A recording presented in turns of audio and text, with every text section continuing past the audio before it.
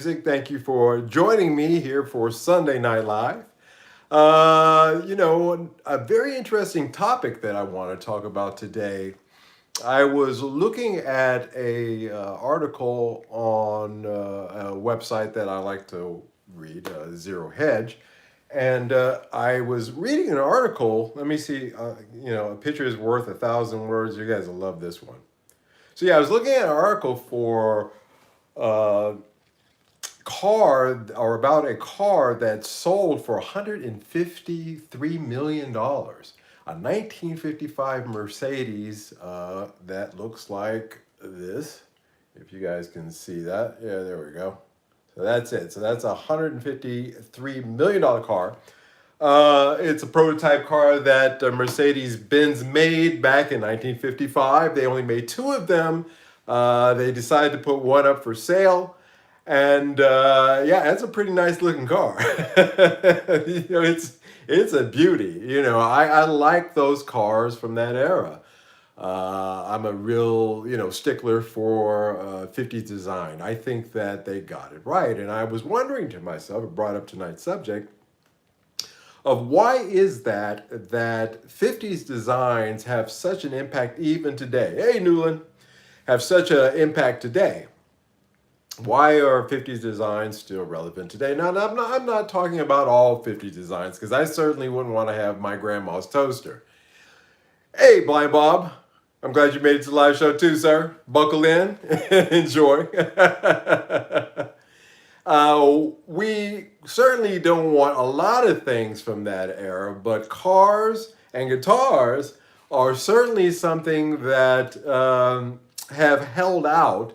Now, the cars, certainly, I would say that the golden age of cars after the Second World War was that industrial boom, that mid-century boom that occurred in America in those designs. The Cadillacs, the T-Birds, the Corvettes, these Mercedes that were coming out of Europe as well, the early Ferraris.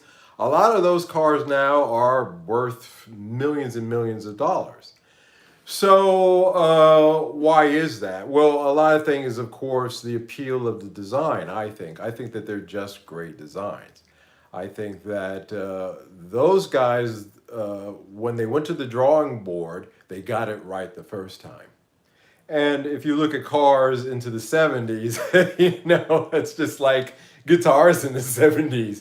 The designs kind of went out the window and got clunkier.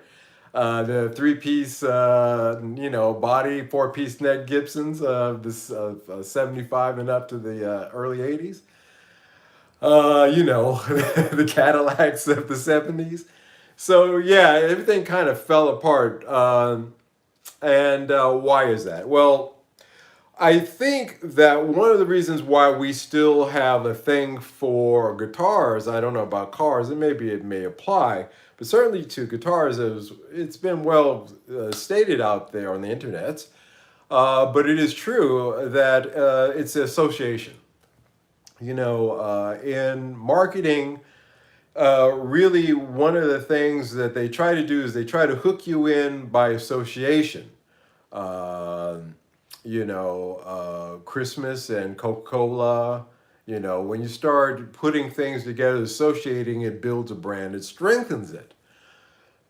We associate in our minds a lot of those early guitars, of course, with guitar heroes, Jimi Hendrix. Uh, you know, Gosh, I could list them forever. And because we're Page. Let's talk about the Strat and a Les Paul. Telecaster also in Page's kind of repertoire of guitars. So it's association, and it's a very strong one. A guy looks up one day and says, "Hey, what guitar does Stevie Ray Vaughan play?" Well, I want to play that guitar too, and that guy turns out to be John Mayer. So associations are very strong with our guitar heroes. So I think that's one of the reasons why those designs there hasn't been any innovation really in the basic design. My premise is that there's been no real innovations in guitar design since that period. Certainly, there were guys who tried, like Steinberger. I actually had a Steinberger bass, the headless bass. I owned one back in high school. It was the most talk about neck dive. It was the opposite. It was neck propulsion, and it was just an ugly design. It may have sounded great, but it was just really it just didn't take off. So yeah, there has been a lot of attempts. Certainly, niche guitars like the Flying V, stuff like that, Jazzmaster to a certain lesser extent. Certainly, even those designs in the 50s have held over. Even those are niche designs and well sought after. So that's the first part of my premise is association. You know, the force is strong with that one. When you associate something with something, it builds up a desirability of it. Gibson really got lucky that, twice. First, that, you had a guy like Jimmy Page having such a strong association with your brand. The second time they had a stroke of luck, of course, was Slash.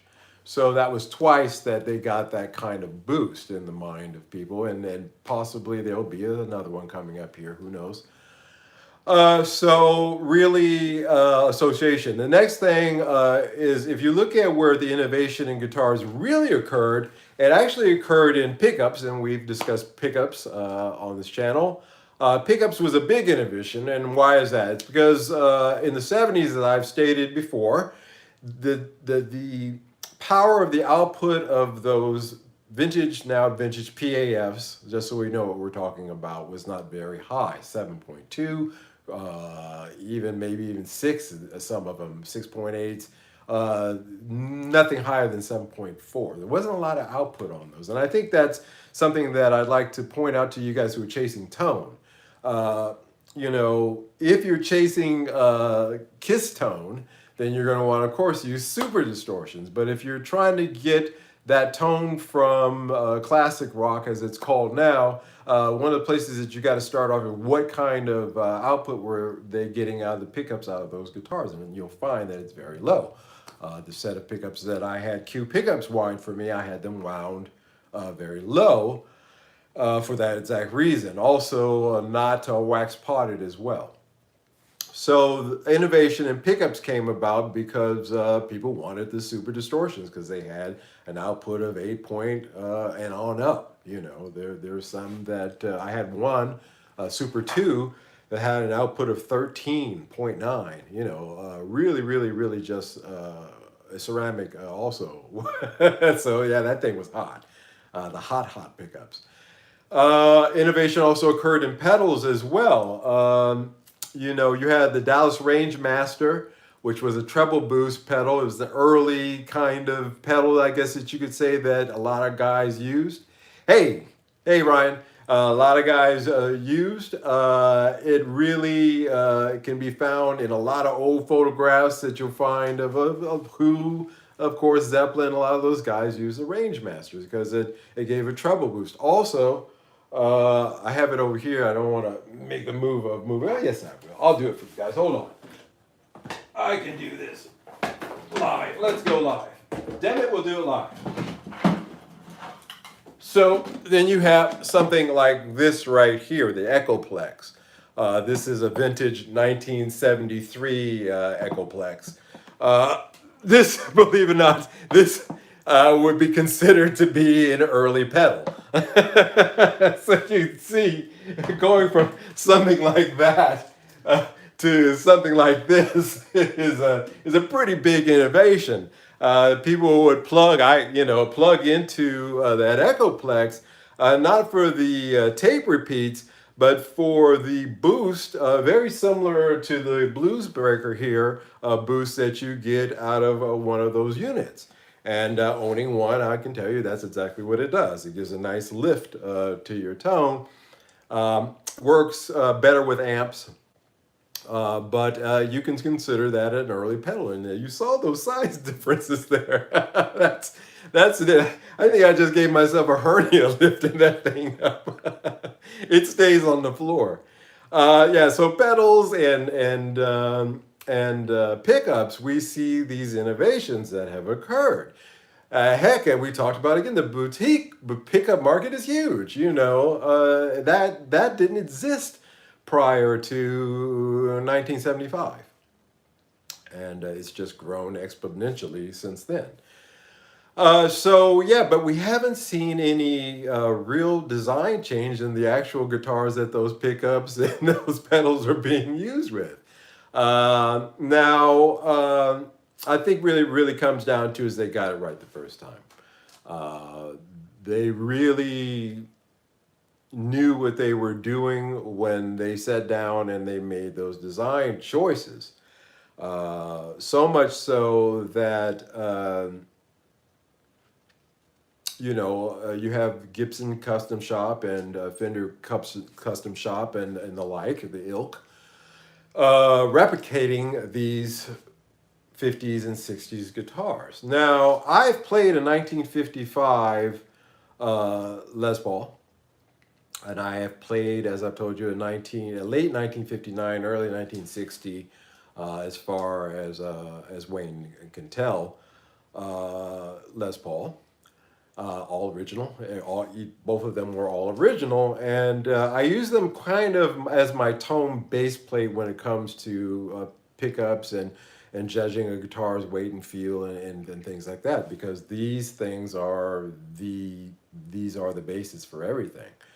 Um, and of course, I've played and touched. We've documented here on the channel a great deal of all the guitar shops that I've been to. So I've touched a lot of custom shops and played a lot of custom shops and all that. The point of all this is that, frankly speaking, I'm going to give you my real opinion.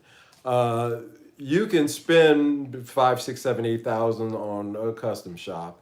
Quite frankly, you're never going to get close to the way the real deal feels. There's just something about those guitars, and when you hold them, the vibe that they give off, it's not just it's something it's something metaphysical actually. Maybe it's the age. They're 70-year-old guitars at this point. And I have to say that really my Firebird has amp pickups, rhythm is clean, beautiful. Yeah. Yeah, guys, again, pickups are really the things that make 80% of your guitar. But there's a magic to those 50s guitars, and I don't think that there's anything that you can do to really replicate that. And I don't think that there's anything that you can really do to replicate the tone of some of those PFs. They're not all great. But the P90s that I played, those 56 P90s and that 59 PAFs, they have something on them. They got a spank to them. They got something on them. It's not just marketing on that one. There is actually something there. So we can take those models and we can make copies of them and we can try to replicate them and we can do all this, but we're all fooling themselves. That's why any guy who holds up his custom shop Les Paul and lords it over your Epiphone, you can point out to him that neither one of them are the real thing. It's just one they're both copies. It's really up to you to decide which one is the more relevant copy. That's my opinion. The same thing applies to Tellys as well. But custom shop Fender, it's not the same thing as 56 and 57 Strat. I've looked at them. I haven't touched one. I had the opportunity to. I'm just not into Strat, so I didn't reach for it at TC Gaki when I was in Japan. If you have the opportunity to look back here on the channel in the videos, and you will see the Japan trip and all of that I'm talking about, all those old guitars. And in any case, so that's the fact of it, man. I just find it funny. You read these arguments about, Gibson is better than Epiphone and Tokai and this, but the truth of the matter, they're all copies. The only thing that's worth having is the real thing. It's like that old Marvin Gaye, Tammy Terrell song, ain't nothing like the real thing, baby.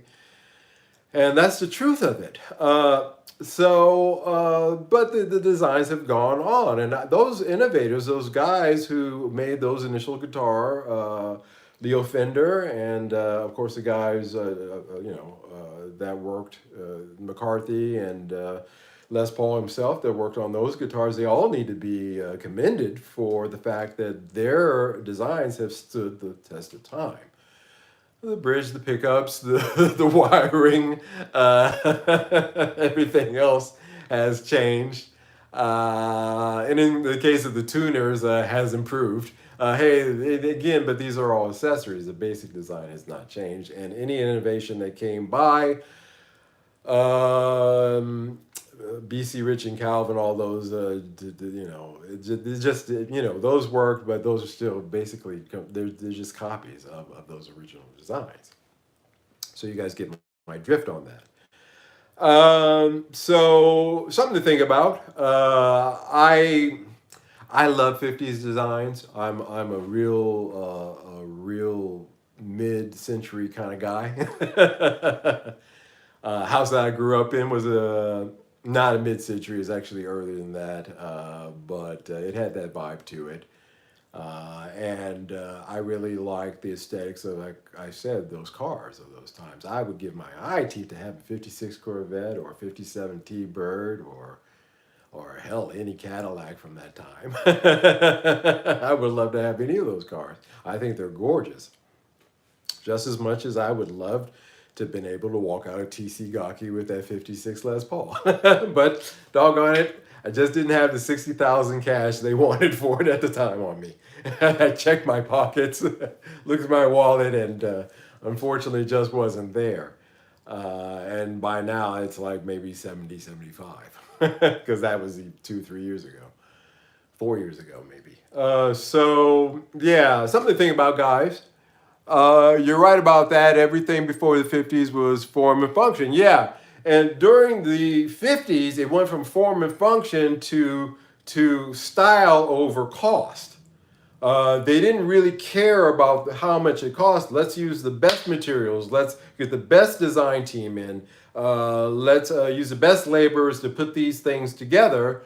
And so it was the style over the cost. And that is one of the reasons why a Les Paul would run you $250, which if you go for inflation, up to that, that's a lot of money. It's 20, I forget what those numbers are, but anyway, just for inflation on your computer, you'll see what I'm talking about. They were not cheap, but the reason is because they were well made with really good wood and materials. The only guys that I know now outside of the Gibson Custom Shop and Fender that are using those kind of materials are the Japanese. The next guitar that you guys are going to see me buy, and it's only when I can save up for it, because it's not expensive. It's a it's $2,000 guitar. Is the FGN guitar. As I told you, my Gibson days are over, and I think my cup runneth over on Epiphones. If I were to buy a pricey guitar, it would be one of those. Why? It's because it's made from all the same materials that the custom shop uses. FGN. FGN? Yeah, FGN. FGN. They are a Japanese guitar company. Take a look at it. They are in Matsumoto, Japan. They are very close to Devisor. Devisor also makes Mimose guitars. So the FGNs, the Mimose, all those Japanese guitars are made in the classic style. They're made by hand, by guys, each working on a part at a time. Those necks are really hand rolled by hand. It's carved by hand. Had a chance to play a Japanese-made White Pelican. Yeah, the Japanese guitars. Yes, the pickups in my 2017 Firebird or nothing. Or even sorry, it cut out there, Bob. Guys.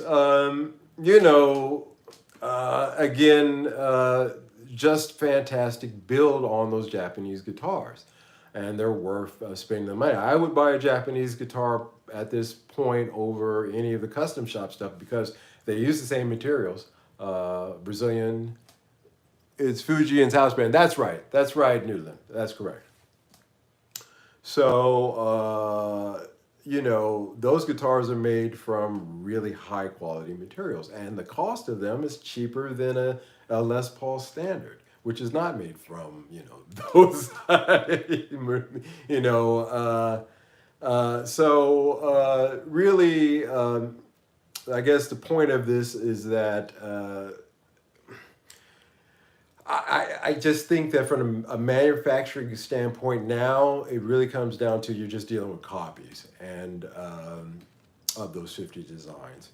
And so you really have to come down to your knowledge base and to your research as to which one you focus on buying. You go the Coca-Cola route and you could just buy a Fender or a Gibson or whatever. Or you could dig a little deeper and you could find yourself into the territory of something like those FGNs, and the Mimosas. And you'd find out, hey, wait a minute, the Japanese are producing guitars made in the same style as the custom shops for a quarter of the price. Oh, yeah. Yeah, dig that. So anyway, that's that subject. All right, next subject. Moving on. Hey, I've got some news to give you guys. Tomon, as I told you last week, I had a problem with that 5mm pedal. The 5mm, yeah, five. I said that 2 M's, 5mm pedal. The 2.5 watt Electro Harmonix pedal that I bought, and it was busted out of the box. And Tomon said to me, well, it's getting, this is a little light here, guys. Yeah, there we go. It's a little better. Tomon said to me, we'll send it to us, and then we'll send it to our shop, and we'll have them repair or send it on to the manufacturer's repair shop. And then, how you're going to do that, I do believe they're in a war zone right now. But in any case, that's what they said they were going to do. Actually, they did the right thing, in my opinion, or the nice thing, or the good thing, is that they said, we'll just send you a replacement pedal. So I'll have the replacement pedal tomorrow, actually. It'll come through. So a little stroke of luck there.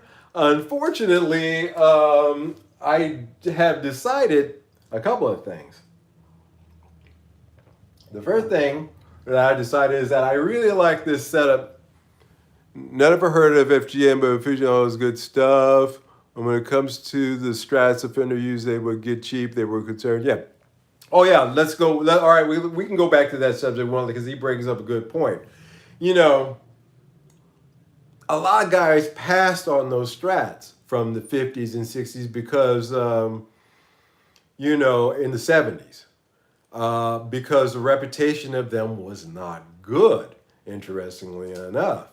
It wasn't until Norm Harris, who, by the way, there was an announcement that his family put out that he's had a cancer diagnosis. So I'd like to shout out to Norm Harris. There at Norm's Rare Guitars in Sherman Oaks, California. And just wish you a speedy recovery from it, and just get over it,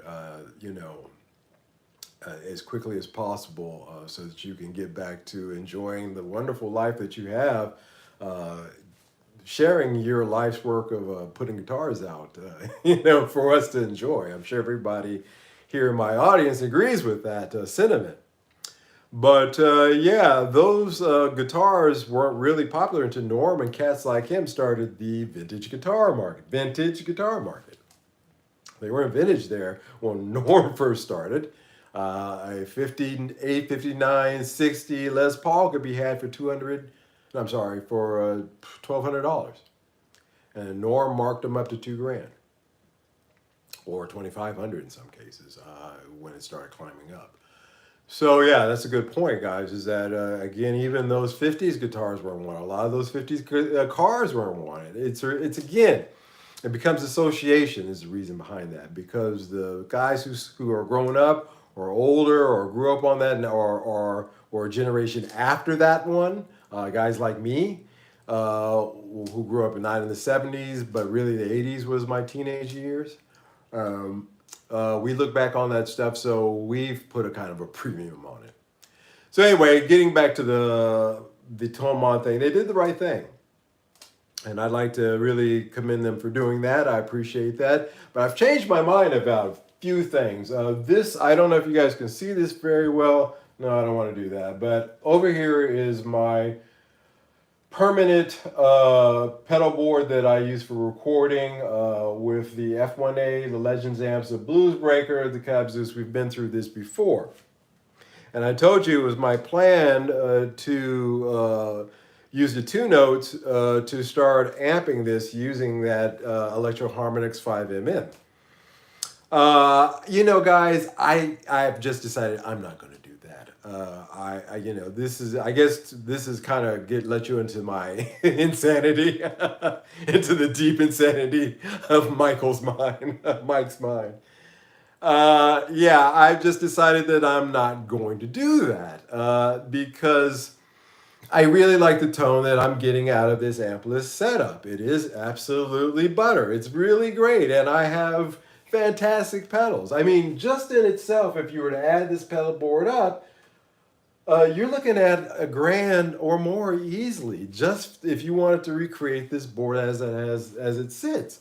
That's an amp. I mean, hell, that's a hell of a lot of amps. I was thinking. I was like, well, hell, I could get, a Fender, twin, for the money that I put into this.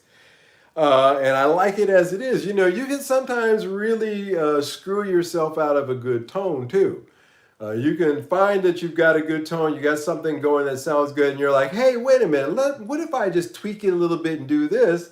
Or swap out these pickups, or in this case, add this amp, and you can screw yourself out of a great tone, So sometimes, if it's working, don't fix it, It really is. Fern said that the other day. The tuning peg on that SG, as I showed you guys, a little wonky. It's off a little bit, and I'm kind of a little OCD, a little bit. And I thought to myself, I won't see it when I'm playing because it's literally, on this side of the neck, but I'll know it's there. It don't bother me. So I started to say, well, you take it off, fill that hole in, and re-put it in. And he said, hey, man, if it ain't broke, don't fix it. That's my philosophy. And I said, kind of makes sense. I'll let it go. Though, quite frankly, I am going to have him replace it because I just can't do it. It really irks. Everything on that guitar now is perfect, and that irks me. That one little thing, but I'm really OCD about my guitars. And basses, as you can see, they can lean up against the wall. The guitars get the cases. Little preferential treatment there. So I'm kind of hip to what I'm doing right here. I think that this works for me. I like the tone of it. Now, what will I do then with the 5mm? That's a great question because I'm not going to use it for my setup here, my recording pedal board. So what would I use it for? So the truth of the matter is I'm going to take that and maybe one of these other pedals up here or some of the ones down here on the floor. I'm going to cobble some of those together with that 5mm as soon as it comes to me. And I'm actually going to resell it. I'm going to sell it actually again. I'm actually not sell it. I'm going to trade it. The guy that I trade pedals with has a Sans amp, New York Marshall pedal. Now, if you know the Joyle, or in this case, branded Harley Benton, but they're the same thing as I've told you before. If you guys know this pedal, these are all based on the Sam's App Tech 21 New York pedals. These are copies of those. Really good copies. Actually, in some cases, in the case of this California, actually better than its counterpart from Tech 21. But he has a Tech 21 Marshall pedal, which are rare. They're hard to get because they don't make them anymore. And they're older. And so I'm going to trade that pedal in with a couple others to him for that. I'm always on the lookout for amp in a box pedals. That's the basis of this pedal board, my recording board here. The Legends amp F1 is a Fender Deluxe, pedal. Then the California Sound, and I'm collecting them. So that would be kind of cool to have because I would love to hear the tone of that Tech 21 New York Marshall in conjunction with something like the Blues Breaker, especially when you kick up that gain on the Blues Breaker, which I don't really use it for. I don't use it for gain too much. But when you do crank in it, it's beautiful, it's lovely. So I'm kind of interested in that. So the fate of that pedal has decided before it even hits my doorstep. But that's just how it is. I told you guys, I'm serious. I don't hold on and collect stuff. Because of my lifestyle, the traveling kind of on the road lifestyle that I've lived. Although I'm settled now, I'm here to stay. This is my permanent home. Although I'm here settled, it kind of taught me over the decades to kind of travel lean, and you don't need a lot of stuff. And so I'm not a pack rat. And if it's not really making any money for the studio, as I told you, if it's not serving a purpose, if there's no return on it, then it's gone. And since that had its audition, it failed miserably. The gong was hit, and the shuffling guy came and pulled it off stage. That was it for that. It really had its shot, and it didn't impress. The two notes, on the other hand, is a keeper. I plugged it through my Laney and then fed it out into the Cab Zeus to see how that sounds recorded using the Celestian Greenback inside the Cab Zeus 12-inch cabinet. And in the actual Laney, I have a 1973 72 Greenback. Original cone, all original. And so I know what a vintage greenback sounds like. That Laney going through the two notes, cranked.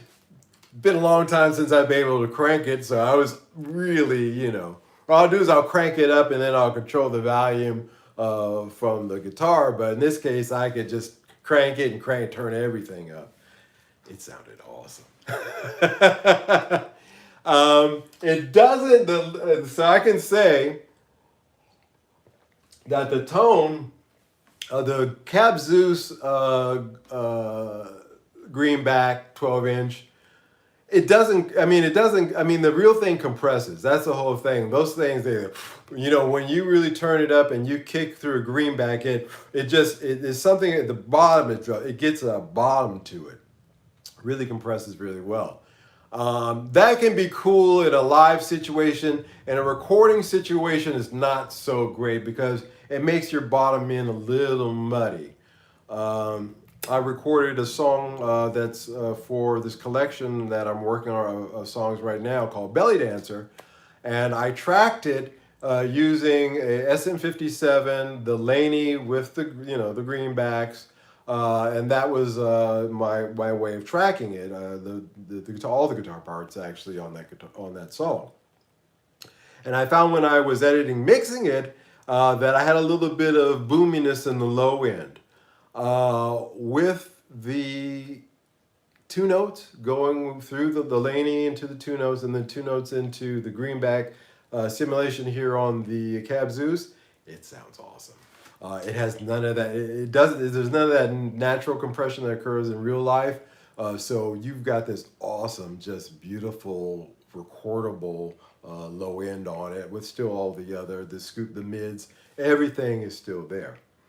So the Laney now gets promoted back to recording status. It was just a pain in the butt. And I am on the top floor of this apartment. It's a stone apartment, it's an old apartment. I told you 1902, this building.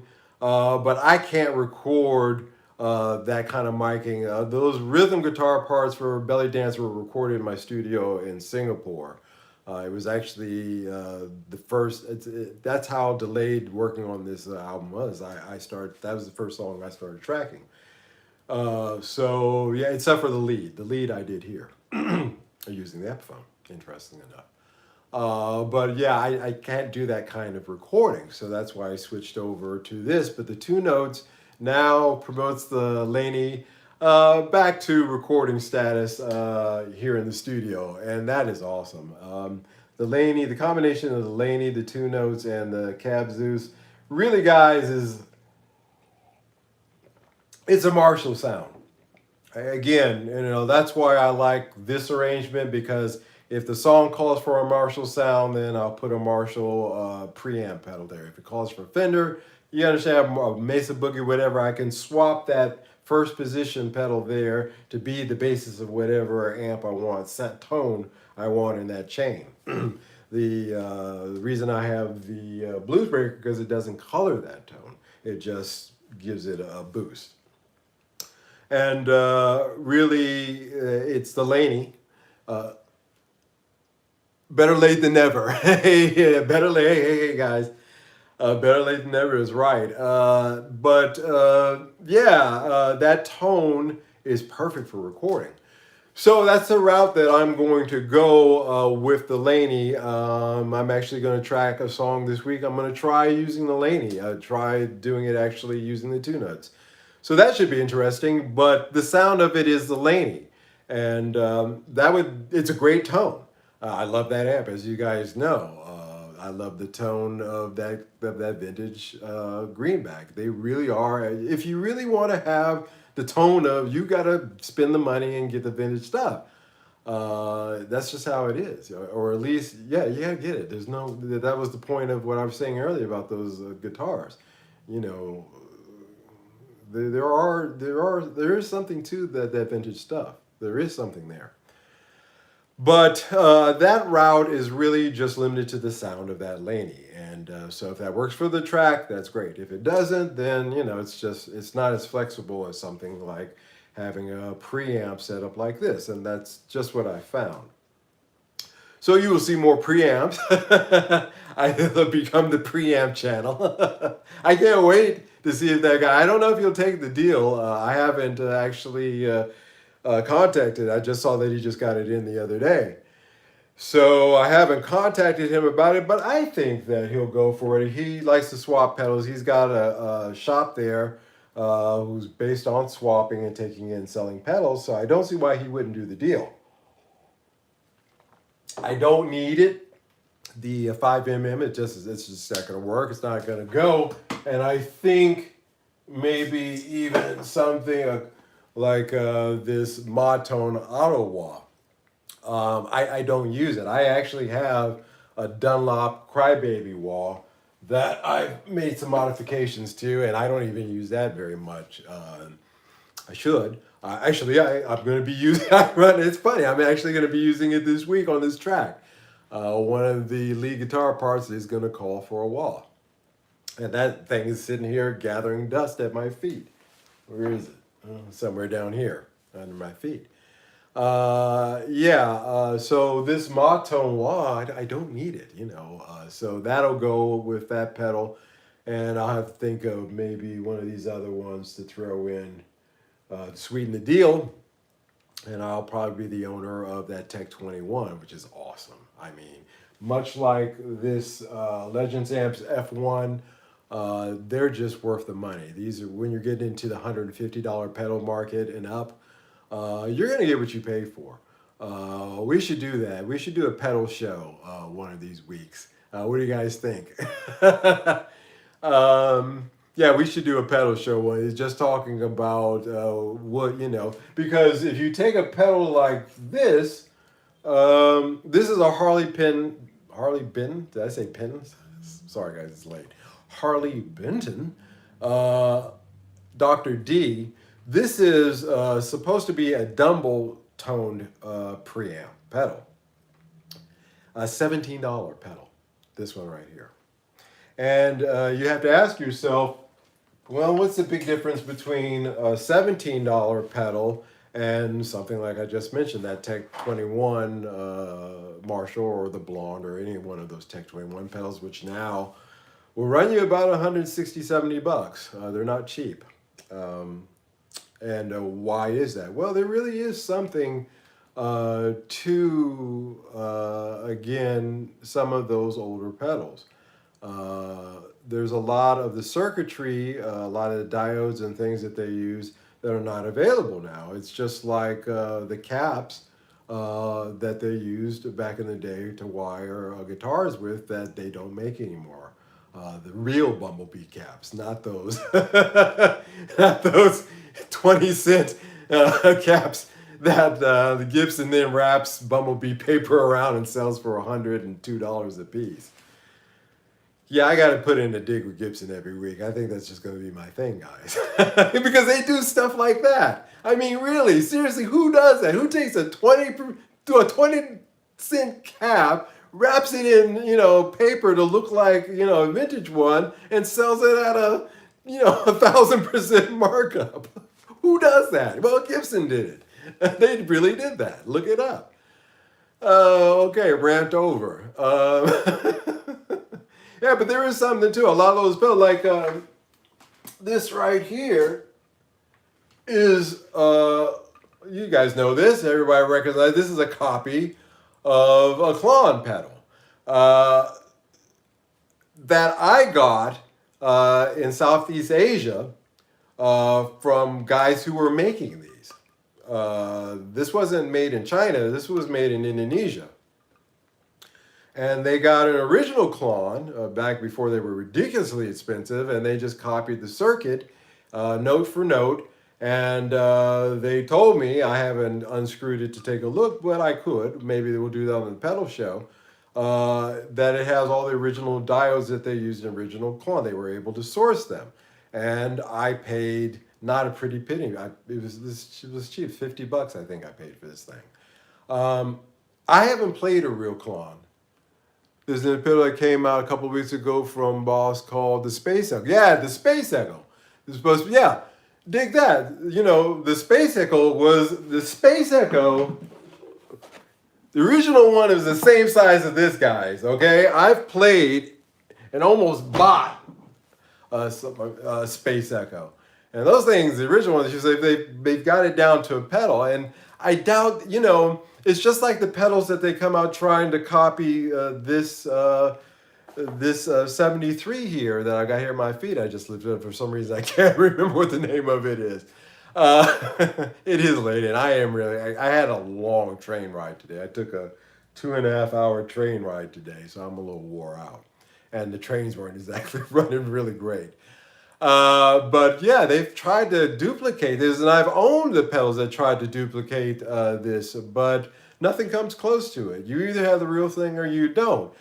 This is an exception. I don't know what the real Klon Centaur sounds like, but this thing really does give a beautiful, clean boost in a different way than the Blues Breaker does. If you got one of these and you got a Blues Breaker, if you got a Klon and a Blues Breaker, you really got all you need in terms of your overdrive, because they're both differently. There's a different tone to them, and they both have a little bit of different function. This is one of those exceptions of a pedal that if you know the basic circuit, then it's pretty much not going to be all that different from the original. You can go on YouTube and listen to different sound comparisons between an original and a clone. The original one has a high end clarity to it that none of them can match, and this one right here comes close. But I'm not even gonna lie to you. But it's 100%, but it's 95, which is good enough. So sometimes you just have to settle for that good enough. If you want to get that extra 5%, guys, you're going to have to go out in the vintage market and you're going to have to spend the money and buy those things. That's why no other super distortion would do for me other than these vintage ones that I had to buy. So anyway, Tomon comes through, and now I'm going to sell it on, move it on. And those are my plans for recording amps and preamps and everything going forward here, and it's working out great. I hope that it helps somebody down the line say, hey, I hadn't thought of that. Let me give that a shot. Let me try doing that, because this is awesome. this is a great setup, but something like this wouldn't have existed, even 15 years ago to do something like this. So this is an innovation as well. Again, an innovation that occurred in the accessories market, but not to the. I'm still reaching for the same Les Paul that that was a bygone days. All right, guys, I think that is enough for tonight. I've jibber jabbered for 48 minutes. Actually, a little bit longer tonight. How's everybody doing out there, by the way? Is everybody having a good weekend so far? I had a nightmare of a weekend, as I mentioned.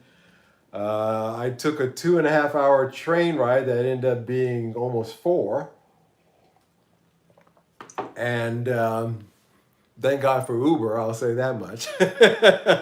I love riding the trains in Europe. Out when you get outside of Amsterdam and you head literally in any direction, it's really beautiful countryside. Cows and ducks and chickens and horses and sheep and trees and forests and lakes and rivers. It's literally looks like a fairy tale. The farms with the thatched roofs. It looks like something out of old Hans Christian Andersen type fairy tales, like not grim, no, but along those lines. Not Portland.